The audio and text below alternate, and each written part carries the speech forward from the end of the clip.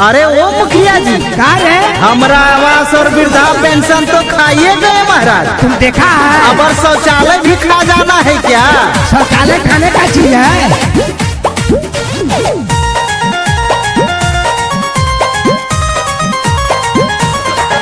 हो जितवे में लगलियो कितना बल मुखिया जी।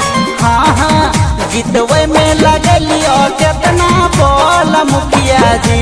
हमर मुहल्लम न देले काहे चापाकल मुखिया जी। हमर मुहल्लम न देले काहे चापाकल मुखिया जी। हमर मुहल्लम न देले काहे चापाकल मुखिया जी। यही सब करते हैं।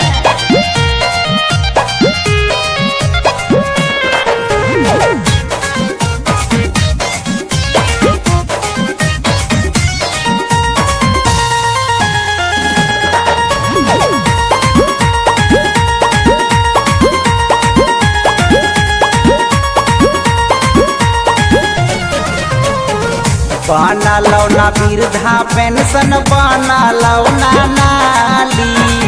सफाई भी कहले हेले करबो गाली गाली।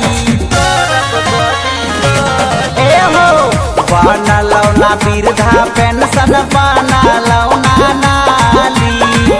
सफाई भी कहले हेले करबो गाली गाली। टूट गेल तोहर बनल रोड मुखिया जी। ए हो टूट गेल तोहर बनल रोड मुखिया जी। हमरा घरे न देले काहे बकरी से मुखिया जी। हमरा घरे न देले काहे बकरी से मुखिया जी। यही सब करते हैं, पूरा घोटाला करते हैं। अरे तेरा सब काम का ठेका हम ही ले लिए हैं।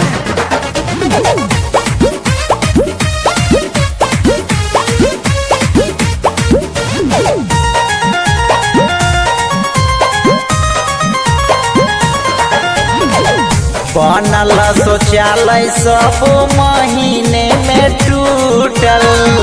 आवास के रुपया जल्दी खाता में ना घुसल।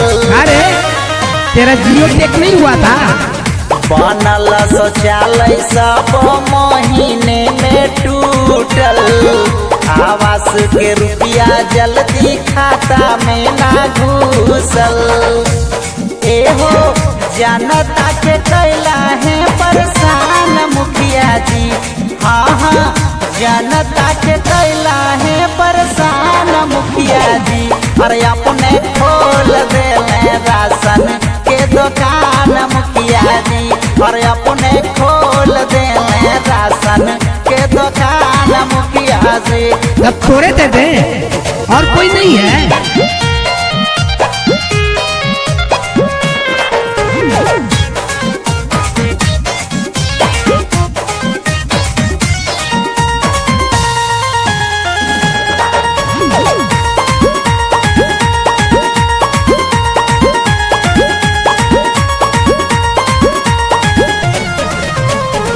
गौवा जवारावा के समझेलू बोका। बड़